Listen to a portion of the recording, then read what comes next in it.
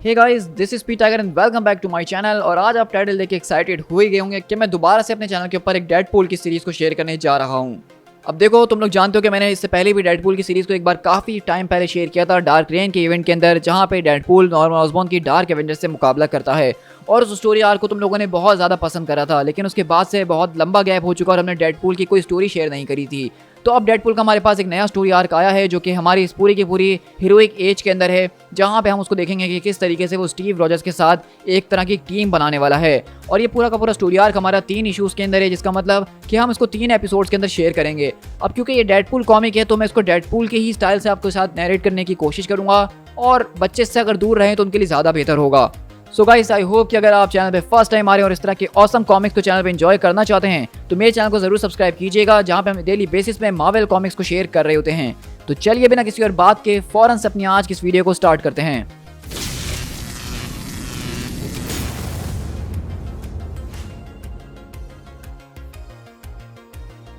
What do you mean कि तुम gold नहीं लेते हो? It's gold, it's fucking gold यार। डॉलर्स, हम सिर्फ डॉलर्स में सौदा करते हैं भाई। ड्यूड, क्या तुम्हारे पास दिल नहीं है? मेरी अब भूख से जान निकल रही है यार। तुम प्लीज़ ये मेरा गोल्ड ले लो और मुझे कुछ डिलीशियस सा दे दो यार, जो भी तुम्हारे पास मौजूद है, ताकि मैं अपना पेट भर सकूं। मुझसे बर्दाश्त नहीं हो रहा है, क्योंकि तुम जानते हो ना कि एक बार अगर मुझे भूख लगना स्टार्ट हो जाए और मुझे खाना खाने को ना मिले, तो चीज़ें फिर अगली होना शुरू हो जाती हैं। मैंने कहा ना तुमसे कि अमेरिकन डॉलर्स। मैं कहता हूँ उसको शूट कर दो। नहीं नहीं, हमें चाकू से मारना चाहिए, नहीं शूट करना चाहिए। क्या कहते हो तुम एक कॉम्प्रोमाइज़ के बारे में? तो क्या हम उसको पहले शूट करें और फिर चाकू से मारें? नहीं नहीं, पहले चाकू से मारते और फिर शूट करते हैं। और हम ये नहीं भूल सकते हैं कि हम उसके हलक के अंदर एक ग्रेनेड भी डाल सकते हैं। हाँ, या फिर हम ग्रेनेड उसकी, देखो भाई मैं तुम्हें बता रहा हूँ कि मेरे पास कोई अमेरिकन डॉलर इस वक्त मौजूद नहीं है, बट गेस व्हाट कि मेरे पास उससे भी बेहतर एक चीज़ है। अच्छा, तो तुम्हारे पास ऐसा क्या है? तुम्हारे पास एक मास्क है, क्या तुम ये बताना चाह रहे हो? तुम बिल्कुल ठीक समझे, तुम्हारे पास गन्स भी हैं। हाँ हाँ, ये भी तुम ठीक समझे। तो इसका मतलब कि तुम एक रॉबरी के लिए आए हो। और अगले पल हम देखते हैं कि बेसिकली इस आदमी के जो गार्ड्स होते हैं वो पीछे अपने हथियार लेकर आ चुके होते हैं, और वो कहता है आखिरकार अब ये तुम लोग कौन आ गए हो? और हम देखते हैं कि अगले पल वो जो आदमी होता है वो बेसिकली अपने कैबिन को बंद कर देता है, और डेडपूल कहता है कि वेट, मेरे बुरीटो तो मुझे दे दो, मुझे भूख लग रही है यार। लेकिन इसी तरह हम देखते हैं कि बेसिकली जैसे ही वो पूरा का पूरा कैबिन बंद होता है, तो वहाँ पे एक बुरीटो पड़ा होता है, जो कि उसके बंद होने की वजह से उड़ता हुआ आता है, और डेडपूल सीधा उसको डॉज करता है और वो एक आदमी के मुंह पे जाके गिरता है। और वो आदमी कहता है लगता है कि तुम्हें अब कुछ ज़्यादा ही भूख लग रही है। तुम जानते हो ना इसका क्या मतलब है? ऑफ कोर्स कि अब चीज़ें अगली होने वाली हैं। और अगले पल डेडपूल अपनी गन्स निकाल के उसको मारना शुरू करता है, और वो आदमी सीधा ज़मीन पे गिरता है, और वो कहता है कि डूड, लगता है कि तुम्हें इसका कोई आइडिया नहीं है कि हम कौन हैं। और अगले पल वो आदमी दोबारा से खड़ा होता है और डेडपूल के अंदर की दूसरी आवाज़ बोलती है वो रीजनरेट कर सकते हैं। हाँ, मैंने इस बात को नोटिस कर ही लिया था। चलो ये तो अच्छी बात है, अब हम ग्रेनेड उनके हलक के अंदर डाल सकते हैं। और अगले पल डेडपूल अपनी गन्स निकाल के उनको ज़बरदस्त तरीके से धोना शुरू करता है, और कहता है कि एब्सोल्युटली अब हम उसको ट्राई कर ही सकते हैं।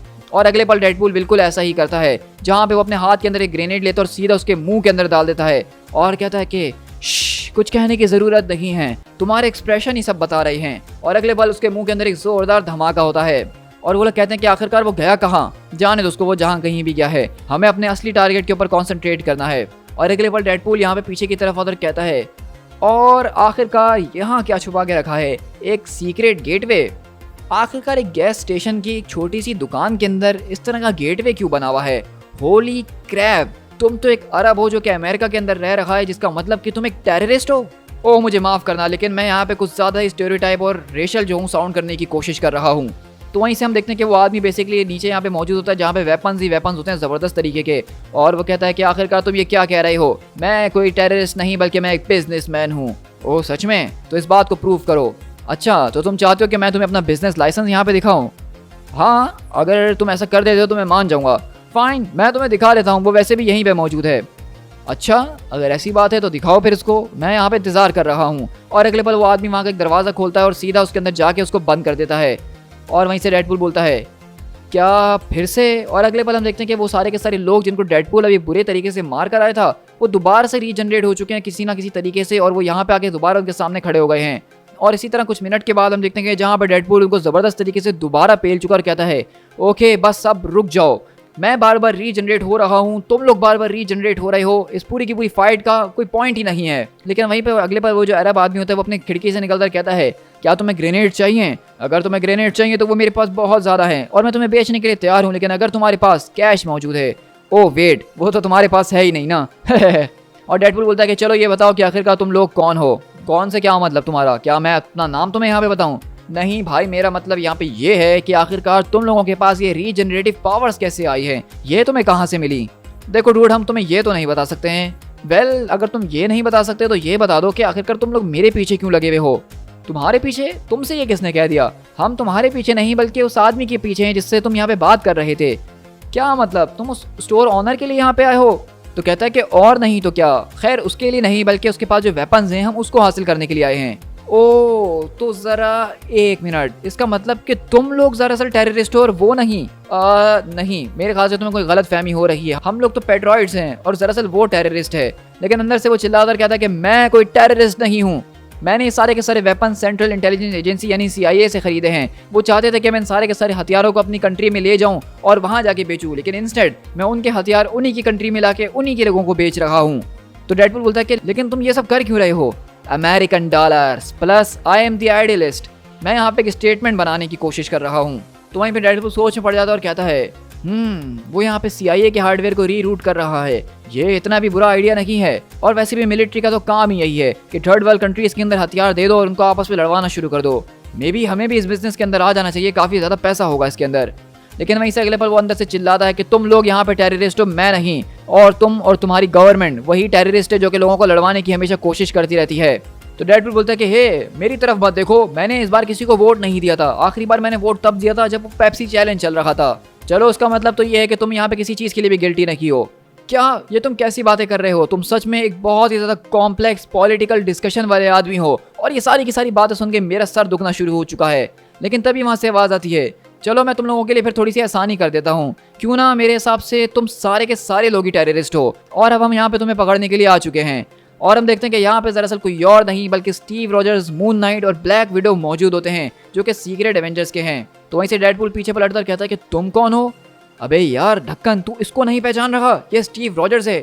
अरे हाँ, कैप्टन अमेरिका। डूड, मुझे तो लगा था कि तुम मर चुके हो।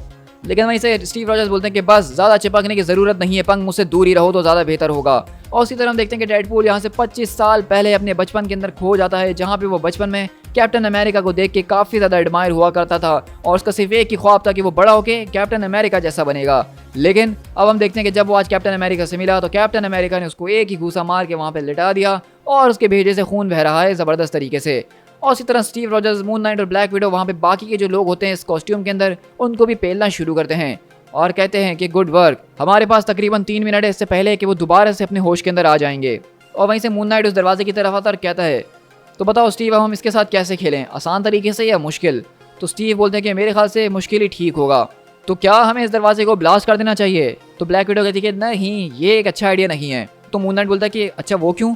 तो स्टीव बोलते हैं क्योंकि ये पूरा का पूरा कमरा full of high explosive item से भरा हुआ है। लेकिन अगले ही बार हम देखते हैं कि इस पूरे के पूरे कमरे के अंदर एक जोरदार धमाका होता है, और वहीं से आवाज आती है, स्टूपिड अमेरिकन्स, तुम लोगों को क्या लगा कि मैं तुम लोगों के सामने झुक जाऊंगा और तुम लोग मेरी शामत बुलाओगे? मैं इस वक्त बहुत ज्यादा इंसल्टेड फील कर रहा हूँ, और यहाँ पे ऐसा कुछ और भी है जो कि तुम लोगों को मेरे बारे में पता होना ही चाहिए कि मैं एक टेररिस्ट ही हूँ। और अगले पल हम देखते हैं कि वो आदमी यहाँ से अपने पूरे के पूरे कमरे से निकलता है बाहर, जहाँ पे उसके पास एक जबरदस्त तरीके का हाईटेक आर्मर मौजूद है। लेकिन वहीं से हम देखते हैं कि उस आदमी के सर के अंदर आके गोली लगती है, और डेडपूल उसको हेडशॉट मार के उसका काम तमाम कर देता है और कहता है, मैं तो शुरू से ही जानता था कि तुम एक टेररिस्ट हो। तो बताओ गाइस, क्या तुम लोग ठीक हो? तो वहीं से वो सारे के सारे लोग जो कॉस्ट्यूम के अंदर होते हैं वो बोलता है, यार हालत कुछ टाइट हो गई है। तो डेडपूल उसके सर में गोली मारता और कहता है, मैं तुमसे बात नहीं कर रहा था। तो स्टीव खड़े होकर कहते हैं कि हाँ, हम लोग बिल्कुल ठीक हैं। ओह मैन, देखो यार, मैं तुमसे दोबारा लड़ना नहीं चाहता हूँ। तो स्टीव बोलते हैं कि वेल, मुझे काफ़ी पसंद आया कि जिस तरीके से तुमने यहाँ पे सब कुछ हैंडल करा।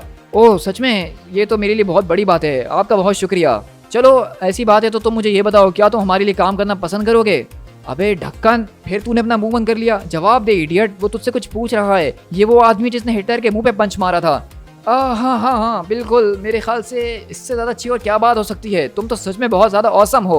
और इसी तरह हम देखते हैं कि बेसिकली यहाँ पे डेडपूल को स्टीव रॉजर्स ने अपनी सीक्रेट एवेंजर्स की टीम में आने की ऑफर करी है, और डेडपूल ने 1 सेकंड के अंदर ही हाँ बोल दिया। To be continued.